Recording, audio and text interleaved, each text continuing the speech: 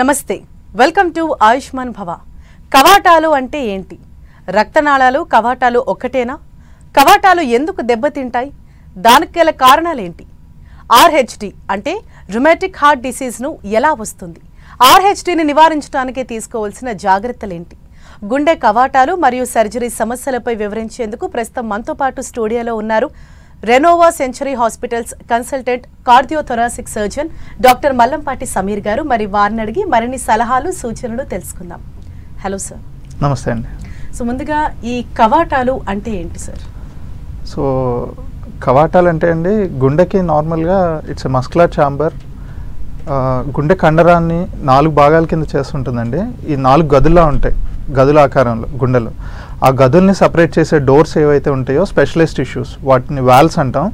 In other words వాటిని కవాటాలు అని కూడా అంటారు. ఇవి గుండెలు ఏ రకంగా అయితే మనకి యూనిడైరెక్షన్ బ్లడ్ ఫ్లో, అంటే ఒక డైరెక్షన్లో బ్లడ్ వెళ్ళడానికి ఈ వాల్వ్స్ అనేవి, కవాటాలు అనేవి హెల్ప్ చేస్తాయి అన్నమాట. అంటే ఈ రక్తనాళాలు కవాటాలు ఇవి రెండు ఒకటే అంటారా? అంటే ఇది జనరల్గా అందరికి వచ్చే డౌట్ అండి. Very good question actually. So గుండెని మనం 4 భాగాల కింద విభజించవచ్చు. ఒకటి వచ్చేసి గుండె కండరాలని, the muscular part of the heart. ఇదేంటంటే ఈ గుండె కండరం మళ్ళీ 4 ఛాంబర్స్ కింద డివైడ్ అయ్యి వాటిల్లో సెకండ్ పార్ట్ ఏదైతే ఈ వాల్వ్స్ అనేవి ఉంటుంది. మూడోది ద ఎలక్ట్రికల్ యాక్టివిటీ, గుండెల్లోనే ఒక కరెంట్ అనేది ఉత్పత్తి అయ్యి అది గుండె కండరం మొత్తం స్ప్రెడ్ అవుతుంటుంది. దానివల్ల మన హార్ట్ బీట్ అనేది మెయింటైన్ అవుద్ది. And last but the important one, ఫోర్త్ది గుండె పైన ఉండే రక్తనాళాలు. ఈ గుండె పైన ఉండే రక్తనాళాలు ఏంటంటే ఈ కండరానికి కావాల్సిన బ్లడ్ సప్లై అనేది ఇస్తుంది. సో గుండె మనకి ఎలా అయితే బాడీ పార్ట్స్ అన్నిటికీ బ్లడ్ అనేది ఇస్తుందో, అలాగే గుండె కండరానికి కావాల్సిన బ్లడ్ అనేది ఈ రక్తనాళాల ద్వారా వస్తుంది.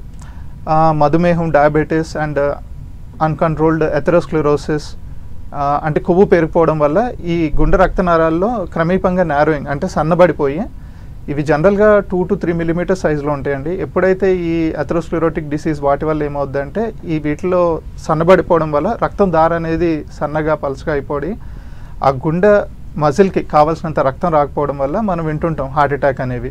ఇవన్నీ కూడా హార్ట్ స్ట్రోక్ అని, అక్యూట్ ఎంఐ అని కూడా అంటారు. సో ఇవన్నీ చూస్తుంటాం. అంటే ఈ మెయిన్ ఈ కవాటాలు దెబ్బతినడానికి ప్రధాన కారణం ఇదే అంటారా? కవాటాలు అనేది ఇట్స్ కంప్లీట్ సపరేట్ ఎంటిటీ. హార్ట్లో వాల్వ్స్ దెబ్బతినడానికి మల్టిపుల్ రీజన్స్ ఉంటాయండి. కొంతమంది కంజెనిటల్ హార్ట్ డిసీజెస్ అంటాం, అంటే పుట్టుక ద్వారా ఈ కవాటాల్లో వాల్వ్స్లో ఇబ్బంది ఉండడం, లేకపోతే హార్ట్లో హోల్స్ మాదిరి అంటే ఫార్మేషన్లోని ఈ కవాటాల్లో ప్రాబ్లం ఉండడము, లేకపోతే ఇన్ఫెక్షన్ ద్వారా. అంటే ఇండియన్ సినారియోలో ఇన్ఫెక్షన్ అనేది రుమాటిక్ ఫీవర్ అనేది బాగా వింటుంటాం మనం. అంటే చిన్నప్పుడు ఏమైనా ఇన్ఫెక్షన్, బ్యాక్టీరియల్ ఇన్ఫెక్షన్ వచ్చి దానివల్ల ఈ ఫీవర్స్ నుంచి హార్ట్లో కూడా వాల్వ్స్ దెబ్బతినడము. And age related senile degeneration, అంటే వయసు పెరిగే కొద్ది అయోటిక్ వాల్వ్ డిసీజ్ అని ఉంటుంది. దాంట్లో ఆ వాల్వ్ అనేది దెబ్బతిని దాని ద్వారా కూడా ఈ కవాటాలకి ఇబ్బంది రావచ్చు. సార్, అలాగే ఈ ఆర్హెచ్డి అంటే ఏంటి సార్? ఇది ఎలా వస్తుంది? సో రుమాటిక్ హార్ట్ డిసీజ్ అనేది ఏంటంటే అండి, ఫస్ట్ ఆఫ్ ఆల్ ఇది మన ఇండియన్ సినారియోలో ఓవర్ పాపులేషన్, క్రౌడింగ్ వాటి వల్ల చిన్న వయసులోనే గొంతు నొప్పి అని వింటుంటాము. ఆ గొంతులో బ్యాక్టీరియల్ ఇన్ఫెక్షన్, స్ట్రెప్టోకోకస్ అనే బ్యాక్టీరియా వల్ల ఇన్ఫెక్షన్ ఎర్లీగా స్ప్రెడ్ అయ్యి దానివల్ల గొంతు నొప్పి అని వచ్చి తర్వాత ఎప్పుడైతే ఈ బ్యాక్టీరియల్ ఇన్ఫెక్షన్ తగ్గుతుందో దాని తర్వాత జాయింట్ పెయిన్స్ అని, అలాగే హార్ట్ పెయిన్ కూడా ఎఫెక్ట్ పడుతుంది. ఎందుకంటే ఏదైతే బ్యాక్టీరియా మన బాడీలోకి వస్తుందో మన బాడీ దాని మీద ఒక ఇమ్యూన్ రెస్పాన్స్ అనేది చూపిస్తుంది ఆ బ్యాక్టీరియాని చంపేయడానికి. దట్ బ్యాక్టీరియల్ మాలిక్యూల్ ఎలా ఉంటుందంటే దానిది మన హార్ట్లో ఉండే వాల్వర్ సర్ఫేస్కి ఒకటే సేమ్ మాలిక్యులర్ మిమిక్రీ అంటారు, అంటే ఒకే విధంగా ఉంటాయి. సో ఎప్పుడైతే మన ఇమ్యూన్ రెస్పాన్స్ ఆ బ్యాక్టీరియాని డ్యామేజ్ చేస్తుంది అనుకుంటామో అదే టైంలో మన హార్ట్లో ఉన్న వాల్వ్ని కూడా డ్యామేజ్ చేస్తుంది. So that's the reason rheumatic valvar heart disease అనేది వస్తుంది. ఇది జనరల్గా మనకి ఈ ఫీవర్ ఇదంతా సబ్సైడ్ అయిన తర్వాత ఎప్పుడైతే ఇన్ఫెక్షన్ కంట్రోల్ అవుద్దో ఇమ్యూన్ రెస్పాన్స్ వల్ల ఉంటుంది. బట్ ఇది మేనిఫెస్ట్ అయ్యేటప్పటికి మేబీ వాళ్ళు అడాలసెంట్ ఏజ్, అంటే 20 నుంచి 30 ఏళ్ళు వచ్చేటప్పటికి వాళ్ళ సిమ్టమ్స్ అనేవి జనరల్లీ స్టార్ట్ అవుతాయి.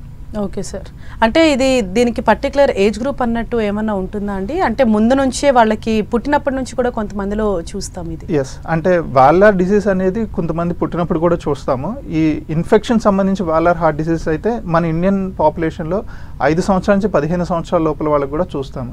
కానీ ఎప్పుడైతే ఏమవుద్దంటే ఇనీషియల్గా ఈ ఇన్ఫెక్షన్ వచ్చి ఆ వాల్వ్కి సంబంధించి డ్యామేజ్ అదే జరుగుతుందో, ఇన్ సింపుల్ వర్డ్స్ ఇప్పుడు మీరు ఈ రూమ్లోకి ఒక డోర్ ఉంది కాబట్టి ఆ డోర్ పాడైపోయి ఉంది, చెడిపోయి ఉంది, దాన్ని రోజు తీసేస్తే ఇంకా అది అట్రిషన్ ఇంకా డ్యామేజ్ అయ్యే ఛాన్సెస్ ఉంటాయి. సో ఒకసారి ఇన్ఫెక్షన్ వచ్చిన వాల్వ్కి దాని హీలింగ్ ప్రాసెస్ దానివల్ల మళ్ళీ రిపీటెడ్ అది అంటే హార్ట్లో పంపింగ్ చేస్తూనే ఉంటుంది, that valve gets damage further, దాని మీద కాల్షియం పెరిగిపోవడం అదంతా ఫర్దర్ డ్యామేజ్ అయ్యి దాని ఎఫెక్ట్ మీకు 30 నుంచి 35 సంవత్సరాల కల్లా తెలుస్తుంది. And other part of elderly senile degeneration of the valves అనేది అంటే వయసు పెరిగకుంది 65 ఏళ్ళు 64 ఏళ్ళు 70 ఏళ్ళు అలా ఏజ్ పెరిగినప్పుడల్లా వాల్వ్స్ కూడా కొన్ని దెబ్బతింటాయి as a part of ageing and calcium పెరిగిపోవడం వల్ల, దాన్ని సెనైల్ డీజనరేషన్ అంటారు. అంటే దీనివల్ల బాడీలో ఎటువంటి కాంప్లికేషన్స్ వస్తుంటాయి జనరల్గా? సో ఈ వాల్వ్స్ అనేవి ఎప్పుడైతే డీజనరేట్ అవుతుందో ఈ వాల్వ్స్ మెయిన్ ఫంక్షన్, కవటాల మెయిన్ ఫంక్షన్ ఏంటంటే యూనిడైరెక్షన్ ఫ్లో ఆఫ్ బ్లడ్, రక్తం అనేది ఒక ఛాంబర్ నుంచి అంటే ఒక గది నుంచి ఇంకో గదికి వెళ్ళడానికి, ఎలా అయితే మనం ఈ రూమ్ నుంచి పక్క రూమ్కి వెళ్ళడానికి ఒక డోర్ అనేది ఎలా హెల్ప్ చేస్తుందో ఈ కవటాలు కూడా అదే మాదిరిగా ఈ రక్తం ఒక ఛాంబర్ నుంచి ఇంకో ఛాంబర్కి వెళ్ళడానికి హెల్ప్ చేస్తాయి. సపోజ్ ఇవి డ్యామేజ్ అయినప్పుడు ఏమవుతుందంటే ఐదర్ బ్లడ్ అనేది కింద ఛాంబర్లోకి వెళ్ళలేకపోవడం లేదా రీగర్జిటెంట్ లీషన్స్ దానివల్ల లీకేజ్ అయ్యి మళ్ళీ వెనక్కి రావడం అనేది ఛాన్సెస్ ఉంటాయి.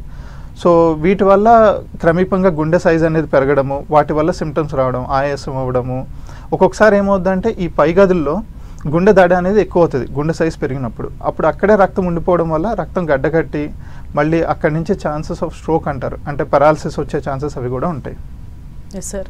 మరి ఆర్హెచ్టీని నివారించడానికి ఎటువంటి జాగ్రత్తలు తీసుకోవాలి? So rheumatic heart disease is very preventable cause అండి. దానికి ఏంటంటే we have to prevent over crowding ఎక్కువ, and other thing is it is bacterial infection. ఇనీషియల్గానే ఇన్ఫెక్షన్ వచ్చినప్పుడు ప్రాపర్ యాంటీబయాటిక్స్ యూస్ చేసి రిపీటెడ్గా థ్రోట్ స్వాబ్, చిన్నపిల్లల్లో జనరల్ చూస్తుంటాం 10 సంవత్సరాలప్పుడు ఏదైనా అన్కన్సర్న్ ఇన్ఫెక్షన్ ఉంటే దానికి యాంటీబయాటిక్స్ వాడి దాన్ని నివారించుకునే ఛాన్సెస్ ఉంటాయి. అలాగే పెన్సిలిన్ డ్రగ్ అనేది వాల్వ్ సర్జరీ అయిన పేషెంట్స్ కూడా కొంతమందికి మేము పెన్సిలిన్ డ్రగ్ పెడతాం 35 నుంచి 40 ఏళ్ళ వరకు, అది దాటాకి ఇన్ఫెక్షన్ వచ్చే ఛాన్సెస్ చాలా తక్కువ ఉంటాయి కాబట్టి యాంటీబయాటిక్స్తో దీన్ని ప్రివెంట్ చేయొచ్చు. Yes sir. మరి ఆర్హెచ్టీని ఎలాంటి పరీక్షల ద్వారా మీరు నిర్ధారిస్తారు? సో రుమాటిక్ హార్ట్ డిసీజ్కి ఎస్టాబ్లిష్ అయిన తర్వాత దానికి కావాల్సిన పరీక్షలు అంటే ఫస్ట్ ఎకోకార్డియోగ్రామ్ అండి, అంటే ఏదైతే గుండెకి స్కాన్ అనేది చేసి దాని ద్వారాగా గుండె సైజు పెరిగిందా లేదా, గుండె పంపింగ్ అంటే ఎంత పర్సెంటేజ్ ఆఫ్ బ్లడ్ ముందుకు వెళ్తుంది, ఇంకా ఈ వాల్వ్కి సంబంధించి ఏమన్నా ప్రాబ్లం ఉందా, నారోయింగ్ అనేది ఏమైనా ఉందా, లేకపోతే లీకేజ్ అనేది ఏమన్నా ఉందా, ఇంకా గుండె గదుల్లో ఏమైనా రక్తం గడ్డగట్టిందా, వాటి సైజెస్ ఎంత ఉన్నాయి, ఇవన్నీ కూడా మనం చూడొచ్చు. Yes sir. మరి దీన్ని ట్రీట్ చేయడానికి ఇప్పుడు మెడికల్లో కావచ్చు అలాగే సర్జికల్లో ఎటువంటి ట్రీట్మెంట్స్ ఇప్పుడు అవైలబుల్గా ఉన్నాయి? సో బేసికలీ వాల్వ్ రిలేటెడ్ అనేది ఇట్స్ ఎ మెకానికల్ ప్రాబ్లం. దీన్ని అంటే మందుల ద్వారా మనం ఇచ్చే మెడిసిన్స్ ఓన్లీ వాటి సిమ్టమ్స్ అనేవి రెడ్యూస్ చేయడానికి, అంటే సపోజ్ ఆయాసం అవుతుంది అనుకోండి, మనం ఇచ్చే మెడిసిన్స్ ఏం చేస్తాయంటే బాడీలో ఉన్న డైరెటిక్స్ అంటే యూరిన్ ద్వారా ఫ్లూయిడ్ అనేది బయటికి తీసేసి దానివల్ల సిమ్టమ్స్ తగ్గడానికి, లేకపోతే గుండె దడ ఎక్కువ అవుతుందంటే ఆ గుండె దడ తగ్గించడానికి, గుండెల్లో ఒకవేళ నేను చెప్పినట్టు పైగదుల్లో ఒకవేళ రక్తం గడ్డగట్టడం క్లాట్ అవుతుందంటే రక్తం పల్చిపడే ట్యాబ్లెట్స్ ఇచ్చి ఆ క్లాట్ ప్రోగ్రెస్ కాకుండా ఉండడానికి ఉంచగలుగుతాం. But and this part of medical management అంటే ఇక్కడ వరకు మందులు అనేది వాడేది ఒక స్టేజ్ ఆఫ్ డిసీజ్ వరకు అని. ఎప్పుడైతే ఆ వాల్వ్ రిలేటెడ్ ప్రాబ్లం అనేది ఎక్కువ ఉంటుందో, వెన్ వీ సే ఇన్ అంటే మా టర్మినాలజీలో సివియర్ డిసీజ్, ఎప్పుడైతే పేషెంట్ బాగా సిమ్టమాటిక్ ఉన్నారు అండ్ ఈ స్కానింగ్ గుండె ఎకో పరంగా నారోయింగ్ అనేది ఎక్కువ ఉందో, లేదా లీకేజ్ అనేది ఎక్కువ ఉంది, లేదా గుండె పరిమాణం ఎక్కువ ఉందంటే అప్పుడు ఇంటర్వెన్షన్ ఏదన్నా ఐదర్ మెడికల్ సర్జికల్గా కానీ ఇంటర్వెన్షన్గా చేయాల్సి వస్తుంది. సో అగైన్ ఇంటర్వెన్షన్కి వచ్చేటప్పటికి we have options like balloon mitral valve, అంటే ఎప్పుడైతే ఆ వాల్వ్ మూసుకుపోతుందో, వాల్వ్ అనేది నారో అయిపోయిందో దాన్ని ఓపెన్ చేయడానికి బెలూన్ ద్వారా ఓపెన్ చేయొచ్చు. There is an option like that. And other option what we have is surgery. So సర్జరీలో ఏంటంటే ఆ కవాటం ఏదైతే పాడైపోయిందో లేకపోతే లీక్ అవుతుందో దాన్ని తీసేసి కొత్త కవాటం పెట్టే ఛాన్సెస్ కూడా ఉంటాయి. Okay sir. అంటే ఈ ఆపరేషన్లో కూడా రకాలు ఉంటాయి? అవునండి. ఓకే. సో గుండె ఆపరేషన్లో ఓవరాల్ చాలా రకాలు ఉంటాయండి. మనం ఇప్పుడు మన స్పెసిఫిక్ టాపిక్ వచ్చేటప్పటికి కవాటాల్లో we have repairs and replacements, అంటే పాడైపోయిన కవాటాలని రిపేర్ ద్వారా వాటిని బాగు చేసే ఛాన్సెస్ ఉంటాయి. అది మైట్రల్ డిసీజ్ కానివ్వండి, ఎడం పక్కన ఉన్న వాల్వ్లో రెండిట్లో ఏదైనా రిపేర్ చేయగలుగుతాం. అంటే చిన్నపిల్లల్లో చూస్తుంటాము లీకేజ్ ద్వారా కొన్ని సిమ్టమ్స్ ఉంటుంటాయి, వాళ్ళకి రిపేర్ చేసి we can give them a time. మందులేం అవసరం లేకుండా రిపేర్ చేసి వాటిని అలాగే ఉంచవచ్చు. బట్ ఒక్కొక్కసారి ఏంటంటే ఈ వాల్వ్స్ అనేవి బాగా దెబ్బతింటాయి, రిపేర్కి కూడా పనిచేయలేని స్టేజ్లో ఉంటాయి, అప్పుడు రీప్లేస్మెంట్. సో కంప్లీట్గా ఆ కవాటం ఏదైతే చెడిపోయిందో అది తీసేసి కొత్త వాల్వ్స్ పెడతాం, valve implantations what we do. And different procedures we have వీటికి మళ్ళీ కన్వెన్షనల్గా ఓపెన్ చేసేదే కాకుండా with minimal incisions, keyhole surgeries, endoscopic కూడా చేస్తాం. Yes sir. అలాగే ఇప్పుడు మనం మాట్లాడుకుంటున్నట్టు ఈ వాల్వ్స్లో ఎన్ని టైప్స్ ఉంటాయండి? వాల్వ్స్లో అంటే పేషెంట్ని బట్టి ఉంటుందండి. జనరల్గా వీటిలో ఇన్ బ్రాడ్లీ స్పీకింగ్ ఇవి 2 రకాలు ఉంటాయి. So mechanical valve and bioprosthetic valve or biological valves అంటాము. ఈ మెకానికల్ వాల్వ్స్ అనేవి ఏంటంటే ప్లాస్టిక్, మెటల్ వాటితో తయారవుతుంది అనమాట. సో ఇది అగైన్ మనం సెలెక్ట్ చేసే పేషెంట్ ఏజ్ గ్రూప్స్ 30 నుంచి 60 ఏళ్ళు లోపల వయసు ఉన్న వాళ్ళకి ఈ వాల్వ్స్ అనేవి సజెస్ట్ చేస్తాం. ఎప్పుడైతే ఈ వాల్వ్ సజెస్ట్ చేస్తామో వీటి లైఫ్ లాంజివిటీ అనేది లైఫ్ లాంగ్ ఉంటుంది. వెరాజ్ వీటికి ఏంటంటే ఇది ఆర్టిఫిషియల్ ఫారెన్ బాడీ మన బాడీలో ఇంప్లాంట్ చేస్తున్నాం కాబట్టి, అండ్ దే వర్క్ ఓన్లీ అంటే అవి పనిచేసే తీరు రక్తం పలుచుకున్నప్పుడే పనిచేస్తాయి. సో బ్లడ్ పలచగా అవే మెడిసిన్స్ అనేది వాళ్ళు లైఫ్ లాంగ్ వాడాల్సి ఉంటుంది. లైక్ ఎసిట్రామైన్, వార్ఫరిన్ అనే మెడిసిన్స్ ఇస్తాం అనమాట, విత్ రెగ్యులర్ టెస్ట్ చేసుకుంటూ ఉండాలి. సో దీనివల్ల ఈ వాల్వ్స్ 2వ రకం వాల్వ్స్ వచ్చేటప్పటికి ఏదైతే పేషెంట్స్కి వయసు అనేది ఎక్కువ ఉంటుందో 60 ఏళ్ళు పైబడిన వాళ్ళకి బయోలాజికల్ వాల్వ్స్ అంటే ఒక క్లాత్ మాదిరి ఉంటుందండి, వేరే యానిమల్స్ నుంచి తయారు చేస్తాము, లైక్ బోవైన్ ఆర్ పోర్సిన్, వాటి నుంచి చేసిన వాల్వ్స్ అనేవి సజెస్ట్ చేస్తాం. ఈ 2 రకాల వాల్వ్స్. ఇవి కాకుండా ఇప్పుడు మార్కెట్లోకి చాలా రకాలు ఉన్నాయి, సుచర్లెస్ వాల్వ్ అని. We have newer technologies involved in to this. So broadly speaking దీంట్లో 2 రకాల వాల్వ్స్ ఉంటాయి. Okay sir. అంటే సర్జరీ అన్నది మీరు ఏ స్టేజ్లో ఉన్నప్పుడు మీరు సర్జరీకి అన్నది సజెస్ట్ చేస్తారు? ఇట్స్ గుడ్ క్వశ్చన్ అండి. చాలా మందికి ఇదే డౌట్ ఉంటుంది, ఎప్పుడు సర్జరీ చేయాలనేది. సో దీనికి స్పెసిఫిక్గా మనకి గైడ్లైన్స్ అనేవి ఉంటాయి. So American Heart Association will give us guidelines, ఎప్పుడు పేషెంట్కి సర్జరీ అనేది అవసరం, ఎప్పటి వరకు మందుల వరకు వెయిట్ చేయొచ్చు అనేది. సో ఎప్పుడు అంటే పేషెంట్కి వాలర్ హార్ట్ డిసీజ్ అని డయాగ్నోస్ అయిన తర్వాత మందు ద్వారా కూడా ఆయనకి సివియర్ సిమ్టమ్స్ ఉంటాయి. అండ్ మన ఎకో పరంగా ప్రతి వాళ్ళకి సపరేట్ గైడ్లైన్స్ అనేవి ఉంటాయి. సో మైటల్ వాల్వ్ తీసుకోండి, అయోటిక్ వాల్వ్ తీసుకోండి, లేదా ట్రైకాస్పిడ్ వాల్వ్ తీసుకోండి, వాటికి సపరేట్ స్పెసిఫిక్ గైడ్లైన్స్ ఉంటాయి. అంటే ఇంత ఏరియా కన్నా ఆ వాల్వ్ అనేది నారో అయిపోయింది, లేకపోతే లీకేజ్ ఇంత అనేది ఎక్కువ ఉంది అన్నప్పుడు వాటికి సర్జరీ అనేది అవసరం అవుతుంది. సో సివియర్ సిమ్టమాటిక్ డిసీజ్ అనే వాటికి సర్జరీ అనేది చేస్తాం. మిగతా వాటికి మందుల ద్వారా ఏవైతే సిమ్టమ్స్ అయి ఉన్నాయో, but always medical management is not complete cure. మనం మందులు ఇచ్చేది ఓన్లీ ఈ రేట్ కంట్రోల్, ఇది హార్ట్ రేట్ అనేది తగ్గించడానికి, లేదా క్లాట్ ప్రోగ్రెస్ కాకుండా ఉండడానికి, అండ్ బాడీలో ఉన్న ఫ్లూయిడ్ తీసేసి సిమ్టమ్స్ అనేది తగ్గించడానికి. Okay sir. మరి సర్జరీ తర్వాత ఎటువంటి జాగ్రత్తలు తీసుకోవాలి? లైఫ్ స్టైల్ ఏమైనా చేంజెస్ చేసుకోవాలా? Yes, cardiac health is very important. So cardiac surgery తర్వాత వాళ్ళు తీసుకోవాల్సిన జాగ్రత్తలు ఉంటాయండి. అంటే సర్జరీ తర్వాత డిశ్చార్జ్ చేసిన తర్వాత కూడా మేము పేషెంట్స్ని నడిపిస్తాము. దేర్ రెగ్యులర్ యాక్టివిటీస్, వాళ్ళు డైలీ యాక్టివిటీస్ అవి చేసుకోగలుగుతారు. వెయిట్ బేరింగ్ అనేది చేయకూడదు ఇనీషియల్లీ ఫ్యూ డేస్. ఈ బోన్ హీలింగ్ అనేది టైం పడుతుంది కాబట్టి. పర్టికులర్లీ మన టాపిక్లో ఈరోజు కవటాల గురించి కాబట్టి, సో పేషెంట్స్కి ఎవరికైతే మేము మెకానికల్ వాల్వ్స్ అనేది ఇందాక చెప్పాను కదా, సో అవి ఇంప్లాంట్ చేసిన పేషెంట్స్కి మేము డెఫినెట్గా చెప్పేది ఏంటంటే వాళ్ళు పీరియాడికల్గా ఐఎన్ఆర్ టెస్ట్ అనేది ఒకటి చేసుకుంటారు. రెగ్యులర్గా పేషెంట్స్ కూడా ఫాలోఅప్లో ఉంటారు. సో వాళ్ళు ఏంటంటే ఆ రక్తము క్లాట్ అయ్యే టెండెన్సీ ఎంత ఉంది అని తెలిసే టెస్ట్ ఉంటుంది, పీటీఐఎన్ఆర్. ఆ టెస్ట్ చేయించుకుని దానికి సంబంధించిన టాబ్లెట్స్ రెగ్యులర్గా వాడుతుండాలి. సో వాళ్ళ మెడిసిన్స్ అనేది డెఫినెట్లీ స్కిప్ చేయకూడదు. ఎందుకంటే ఎప్పుడైతే రక్తం గట్టి పడుతుందో, క్లాట్ అవుతుందో, ఈ మెకానికల్ వాల్వ్ ఫంక్షన్ అనేది ఇంపేర్ అవుతుంది. So it doesn't work. అప్పుడు మళ్ళీ సడన్గా హార్ట్ ప్రాబ్లం వచ్చి there is a risk of arrest.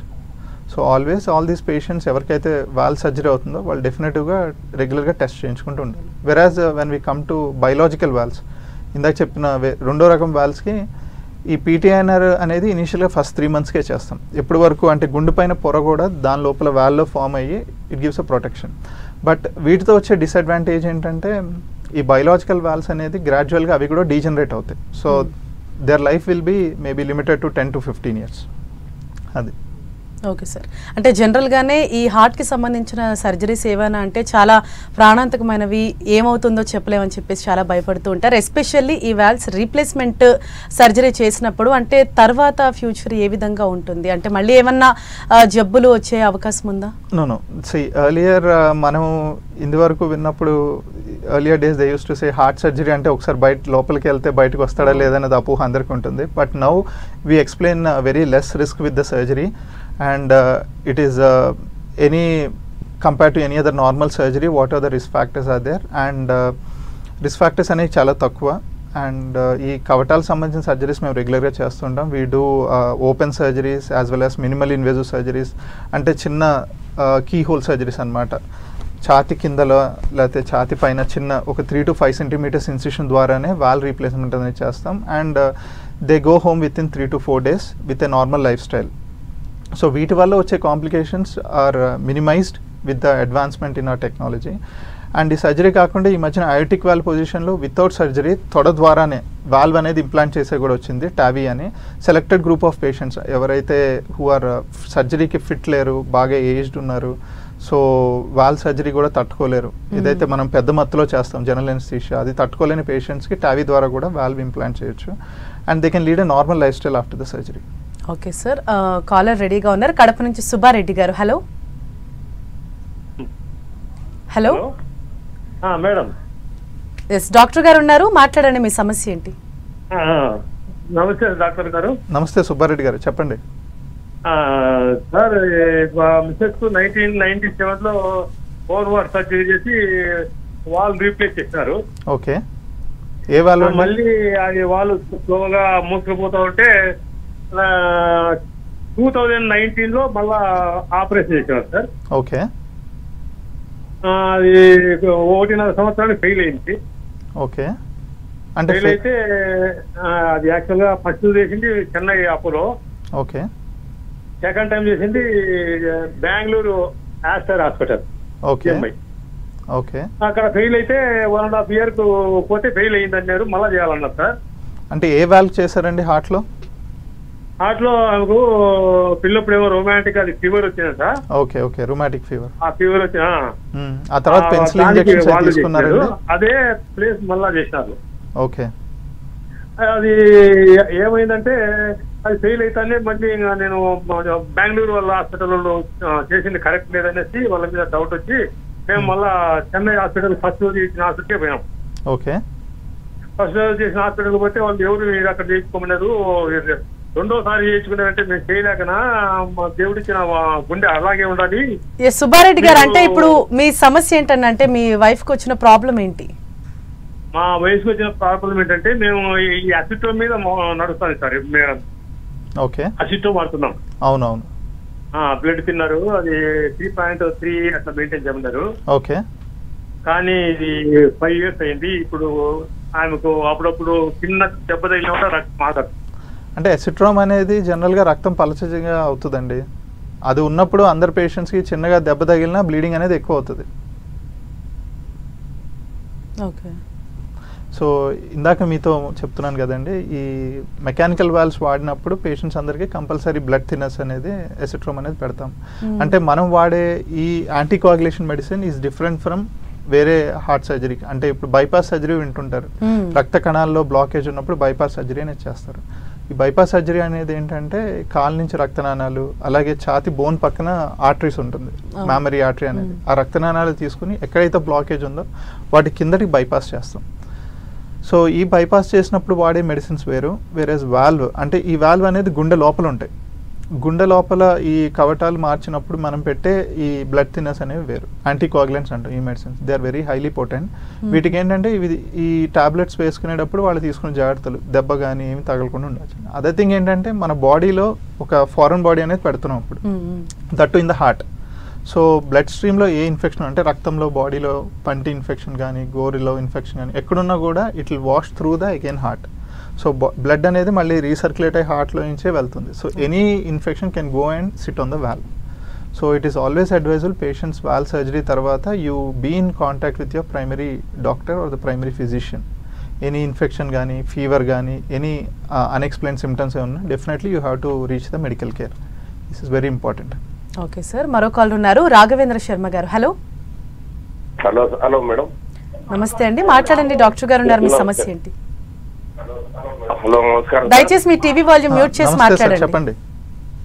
Hello sir, మా భార్యకు వాల్ రీప్లేస్మెంట్ చేశారు సార్. ఓకే, అయితే ఆమెకు అక్కడ ఆపరేషన్ బైపాస్ చేసిన దగ్గర నొప్పింది సార్. ఆమెకు ఎక్కువ నొప్పి వస్తుంటాడు అక్కడ కుట్లేసిన దగ్గర.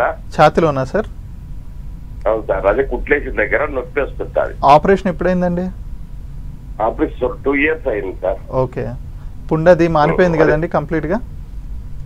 బాగానే ఉంది కానీ మారిపోయింది కానీ కొద్దిగా ఎత్తు ఉబ్బుగా ఉంది అది. ఓ ఓకే. ఎక్కువ నొప్పి వస్తుంటది సార్ ఆడ. అంటే ఈ మీకు అంటే వాపు కనిపిస్తుంది అక్కడ, చీము రావడం కానీ? ఏం లేదు కానీ అది వాచినట్టు అప్పుడు చేసినప్పటి నుంచి కొంచెం ఎత్తుగా ఉంది ఆడ కుట్లేసిన దగ్గర సార్. ఓకే. సో అది జనరల్గా వింటూనే ఉంటాం సార్. మీకు ఏమన్నా కొత్తగా సిమ్టమ్స్ ఏమన్నా ఉండి లేకపోతే వాపు అలాగే ఉంది పర్సిస్ట్ అవుతుందంటే ఒకసారి చూపించుకోండి. సో జనరల్గా ఏమవుతుందంటే అండి, ఈ సర్జరీ తర్వాత మన బాడీ టెండెన్సీ ఉంటుంది. సో కొంతమందికి ఏంటంటే కుట్లు మానిపోయి they give a linear scar, అంటే మనకి ఆపరేషన్ అయినట్టు కూడా కనపడదు. బట్ కొంతమందికి ఏంటంటే కీలాయిడ్ టెండెన్సీ అంటారు. జనరల్ కింద పడినప్పుడు దెబ్బ తాకినా కూడా దెబ్బ అనేది కూడా పెద్దగా ఇవి ప్రోగ్రెస్ అవుతుంటుంది, స్కారింగ్ టెండెన్సీ ఉంటుంది. సో జనరలీ ఆఫ్రికన్ పాపులేషన్లో ఎక్కువ చూస్తుంటాం, ఇండియన్ పాపులేషన్లో వెరీ లెస్ ఛాన్సెస్. అండ్ మనం చూసే ఈ అంటే మేబీ చెప్తున్నారు కదా ఉబ్బుగా అయిందని చెప్పి, వాళ్ళకి hypertrophic scar or keloid scar అంటాం. సో అలా పెద్దగా అయ్యి అక్కడ పెయిన్ అనేది ఉంటుంది. వాటికి సమ్ ఇంజెక్షన్స్ ఉంటాయి, లోకల్ ఇంజెక్షన్స్ అని, ట్రామ్సిన్లో సమ్ స్టెరాయిడ్స్ అవి ఇస్తే ఆ స్కారింగ్ టెండెన్సీ అనేది కూడా తగ్గుతుంది, పెయిన్ కూడా రిలీఫ్ ఉంటుంది. ఓకే సార్, మరో కాల్ ఉన్నారు, పుల్లయ్య గారు. హలో మేడం, మాట్లాడండి పుల్లయ్య గారు, మీ సమస్య ఏంటి చెప్పండి. సార్ నా పేరు పుల్లయ్య గారు చెప్పండి. సార్ నా పేరు పోలూరు. నేను రీసెంట్ కాడికి పోయాను సార్, హార్ట్ డాక్టర్ గారు పోయాను. నేను హార్ట్ డాక్టర్ రీసెంట్గా. రైట్, కాల్ డిస్టర్బెన్స్గా ఉంది, మరొక కాల్ తీసుకుందాం. లక్ష్మణ్ గారు ఉన్నారు. హలో మేడం, నమస్కారం మేడం. నమస్తే అండి, చెప్పండి. మేడం నాకు రొమాంటిక్ హార్ట్ డిసీజ్ ఉంది ఓకే అండి. సార్ కరెక్ట్ చేయండి మేడం. సార్ చెప్పండి, వింటున్నాను.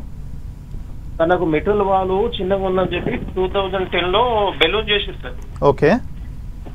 అయితే అప్పుడు 0.88 ఉండేది సార్. ఓకే. బెలూన్ అయిన తర్వాత 2.కి వచ్చింది. ఓకే. ఇప్పుడైతే మంచిగా ఉన్నాను సార్, కానీ పెనిడ్యూర్ ఇంజెక్షన్ వేసుకుంటున్నా సార్. ఎస్, ఇప్పుడు మీ ఏజ్ ఎంత అండి? ఏజీ ఇప్పుడు 42 ఉంటుంది సార్. ఓకే, పెనిడ్యూర్ కంటిన్యూ చేస్తున్నారా? పెనిడ్యూర్ కంటిన్యూ చేస్తున్నా sir. Aten 25 mg tablet daily sir. Okay. అమిప్రూ ఆ టాబ్లెట్ పెట్టింది సార్ అవును అప్పుడు. ఓకే. ఇప్పుడు 2 years అయినా సార్ బంద్ చేసింది. ఓకే. ఇప్పుడు ఎలా ఉంది మీకు? ఇంకా అంటే మళ్ళా ఇప్పుడు 15 years అయితే మళ్ళీ ఇట్లా అవసరం ఉంటుంది అంటే ఏం లేదు అంటారు, ఏమన్నా ప్రాబ్లం? ఎక్కువ మళ్ళీ ఏమైనా చేయించారండి రీసెంట్గా? అంటే ఇప్పుడు 1 year బ్యాక్ అంటే 8 months బ్యాక్ చేయించిన సార్. ఓకే. సేమ్ అంతే ఉంది అని చెప్పింది. Okay, very good. Every year annual checkup చేయించుకోవాలండి మీరు. యాన్యువల్ చెకప్లో ఎక్కువ చేసుకుని మన వాల్వ్ అనేది ఎలా ఉందో చూసుకోవాలి.